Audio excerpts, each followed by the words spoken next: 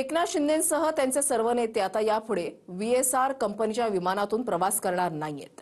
अजित पवारांचा झालेला अपघात आणि त्यानंतर वादामध्ये आलेली विमान कंपनी या पार्श्वभूमीवर हा निर्णय घेतला गेलाय। पाहूयात। रोहित पवारांच्या लढ्याला एकनाथ शिंदेंसह शिवसेनेची ही साथ। वादग्रस्त व्हीएसआर कंपनीच्या विमानांवर शिंदेंचा बायकॉट। शिंदेंसह त्यांचे नेते यापुढे व्हीएसआर कंपनीचं कोणतंही विमान वापरणार नाहीत।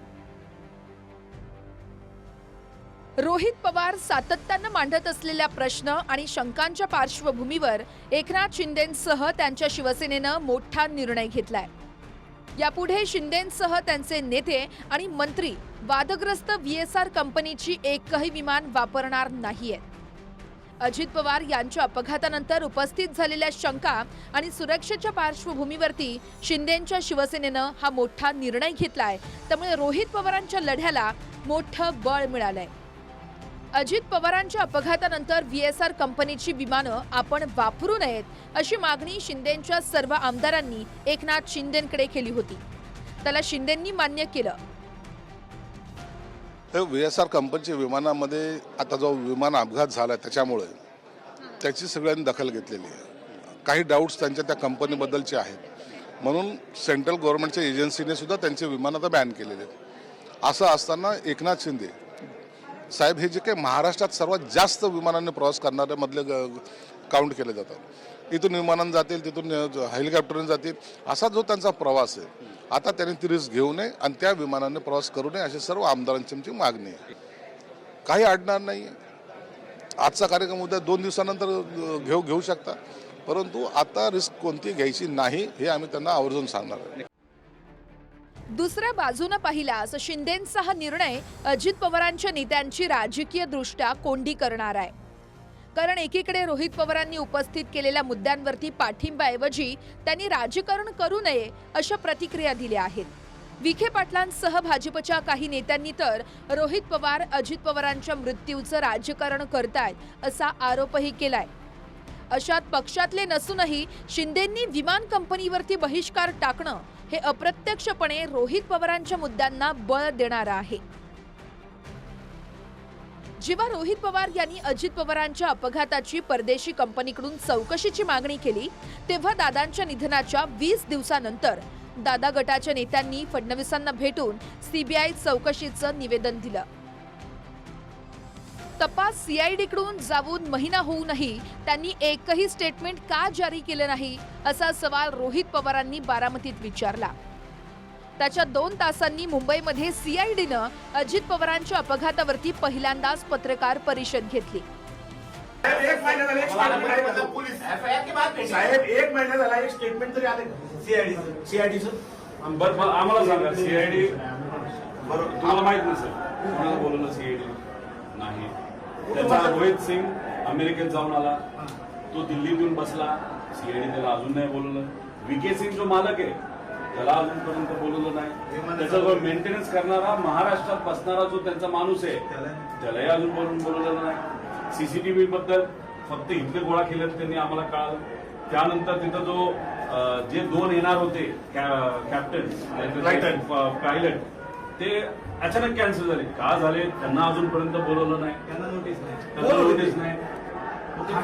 काय आणि डीजीसीच्या कोणत्या अधिकाऱ्यांनी मंजुरी दिली आणि हे आमच्या लेवलला आम्हाला कळलेलं माहिती।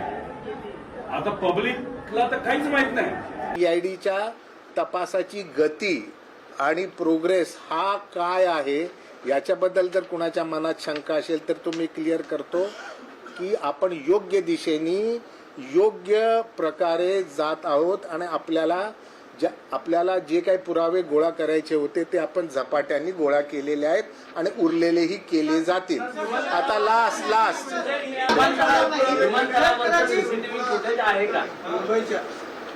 जे काही एव्हिडन्सेस अवेलेबल आहेत त्यातले बरेचसे कलेक्ट झालेले आहेत, उरलेले कलेक्ट होतील। थँक्यू। एकीकडे केंद्रीय नागरी उड्डाण विभागानुसार विमानातला ब्लॅक बॉक्सला आगीमुळे नुकसान झालंय। दुसरीकडे अपघातानंतर जेव्हा तो ब्लॅक बॉक्स बारामती पोलीस ठाण्यात पोहोचला तेव्हा सुस्थितीत अशी त्याची नोंद झाल्याची माहिती सूत्रांनी दिली आहे। ब्लॅक बॉक्स हा खराब होत नाही, बरोबर आहे, आता त्यांचं म्हणणं आहे की स्फोट एवढे झाले आणि आगीचा प्रादुर्भाव एवढा होता, त्याच्यात थोडंसं ते खराब झालं असेल. तरी सुद्धा काल मला वाटतं मी प्रफुल्ल पटेल यांचं थोडंसं ऐकलं. ते म्हणाले अशा परिस्थितीमध्ये सुद्धा अमेरिकेमध्ये अशी यंत्रणा आहे की जी त्या ब्लॅक बॉक्समधलं जे आहे, जे गूढ आहे ते उघडू शकतं. तर सगळ्या बाजूने प्रयत्न करू ना आपण. अजितदादांच्या अपघात प्रकरणामध्ये ब्लॅक बॉक्स देखील सुरक्षित असल्याची माहिती आता मिळाली आहे. या ब्लॅक बॉक्समधून जे काही सत्य आहे ते सत्य बाहेर येईल, जनतेसमोर येईल, परंतु त्यासाठी थोडा वेळ द्यावा लागेल. विशेष म्हणजे रोहित पवार यांनी पत्रकार परिषदेत विमान कंपनीवर जे आक्षेप नोंदवले होते, जवळपास तेच आक्षेप केंद्रीय नागरी उड्डाण विभागानं नोंदवत विमान कंपनीवर कारवाई केली आहे. मात्र ह्या कारवाईला इतके दिवस का लागले, यावरही सवाल उपस्थित झाले. दुसरी गोष्ट म्हणजे विमान कंपनीवर अनेक आक्षेप खुद्द केंद्र सरकारनेच नोंदवलेले असताना दुसरीकडे महाराष्ट्र पोलीस गुन्हाच दाखल करून घेत नाहीयेत. कारण केंद्र सरकारनं विमान कंपनीच्या कार्यपद्धतीवर आक्षेप घेताना फक्त 4 विमानांच्या उड्डाणांवर बंदी आणली आहे. मात्र यात जबाबदारी कुणावर निश्चित होणार, देखभालीत दिरंगाई करणारे कोण होते, याबद्दल अद्याप काहीही स्पष्टता नाहीये. त्यामुळे खुद्द सत्तेतीलच शिंदेच्या शिवसेनेच्या नेत्यांनी रोहित पवार यांची तक्रार महाराष्ट्र पोलीस का घेत नाहीयेत, यावर सवाल उपस्थित केलाय. रोहित पवार ते FIR दाखल करायला गेलेत. मला तरी असं वाटतं की तो FIR ताबडतोब दाखल करून घ्यावा. यापूर्वी FIR दाखल झाला म्हणून त्याच्यावर दुसरा FIR होत नाही हे म्हणणं चुकीचं आहे. आणि कशाला हाय व्होल्टेज ड्रामा तयार कशासाठी करता. आज रोहित पवार हे अजितदादाचे नातेवाईक आहे. नातेवाईकांनी एखादा जर त्यांना जी शंका कुशंका असेल किंवा त्यांना काही वाटत असेल त्याच्या संदर्भात त्यांनी जर मग FIR नोंदवायचा प्रयत्न करत असतील तर ते घेतला पाहिजे. चौकशी करणं तुमच्या हातात आहे. आणि त्या चौकशीमध्ये तुम्हाला कामं येणाऱ्या ज्या घटना जर तो सांगत असेल तर मला वाटतं त्याचा आपण जरूर उपयोग करून घेतला पाहिजे. न्याय द्यायची भूमिका ही सरकारची आहे, या राज्यघटनेची आहे. कसाबसाठी 4 वाजता सर्वोच्च न्यायालय आपण उघडले का नाही? न्यायात नियमात होतं का 4 वाजता सर्वोच्च न्यायालय उघडणे? म्हणून न्याय देताना कोणताही सर्वसामान्य माणूस असेल का अतिरेकी असेल, त्याला न्याय देताना आपली भूमिका ही न्यायाची असली पाहिजे.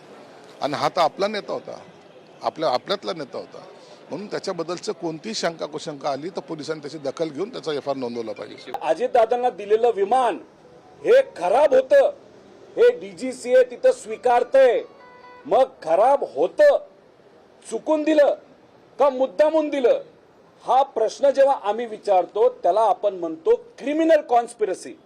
आणि म्हणून आमचं मत होतं की FIR घेतला पाहिजे. आता FIR CID आमचा FIR घेऊ शकता का? 100% आयोग, कारण का ते SP लेवलचे ते FIR घेऊ शकतात. त्यांनी इथं घेतला का? नाही घेतला. गिरीश गायकवाड, TV9 मराठी, मुंबई.